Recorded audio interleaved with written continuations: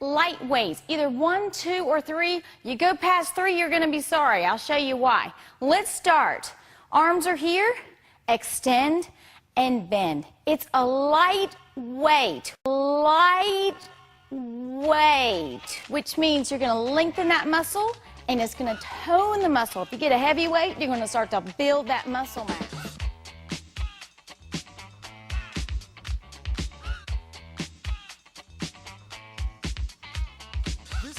Ever heard someone say the following?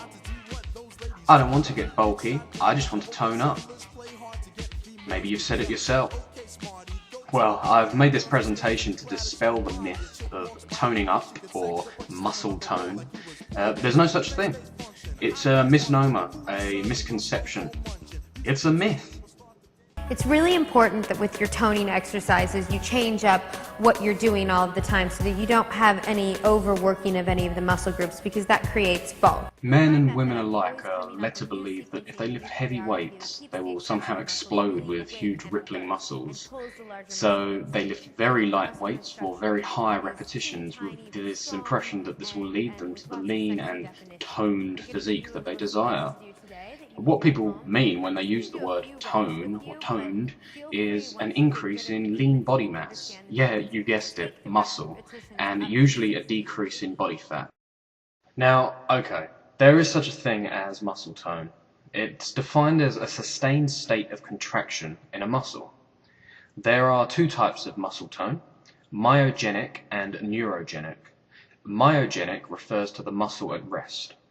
It's affected by the size and density of the muscle. Heavy training increases myogenic tone through the hypertrophy or growth of contractile proteins. The visual difference here is due to the fact that the muscle is actually growing. Now, the second aspect of a muscle's tone is neurogenic tone, although it's the tone that's expressed when movements or contractions occur.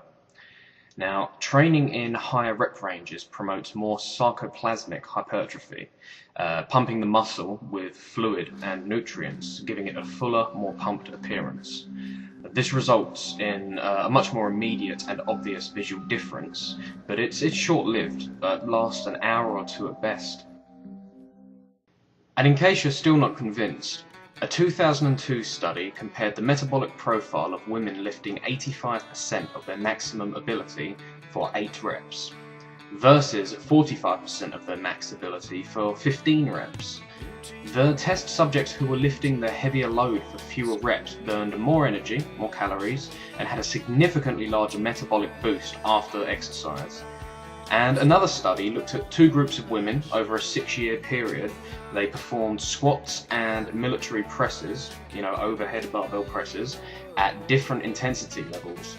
The women who worked at 70 to 80% of their maximal effort for 8 reps, they had the greatest net weight and fat loss.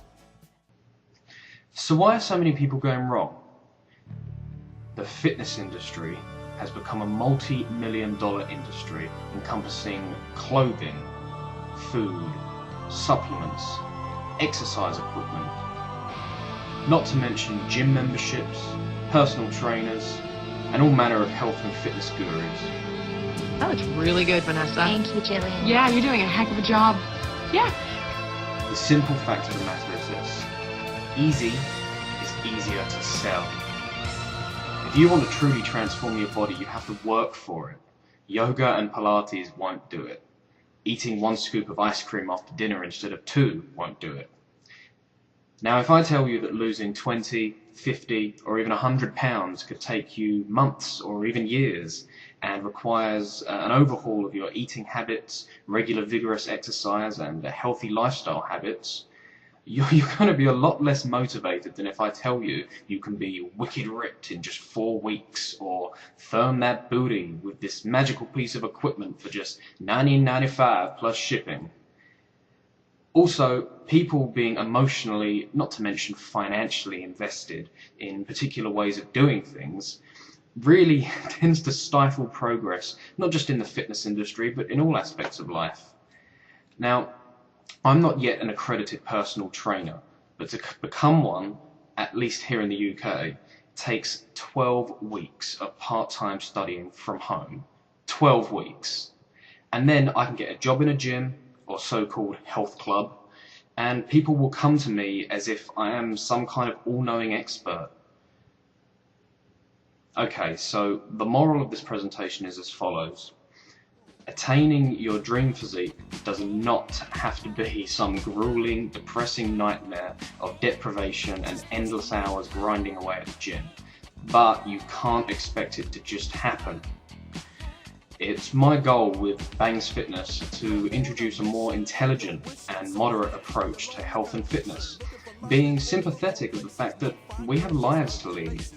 If I want a glass of wine from time to time, or if I want my half-baked ice cream or PB&J, then I'll have it. But I also know where to draw the line. So please watch this space, there is some great stuff coming up. Until next time, goodbye. Hello, come sit next to me, you fine fellow. You run over there without a second to lose. And what comes next? Hey, bust the move.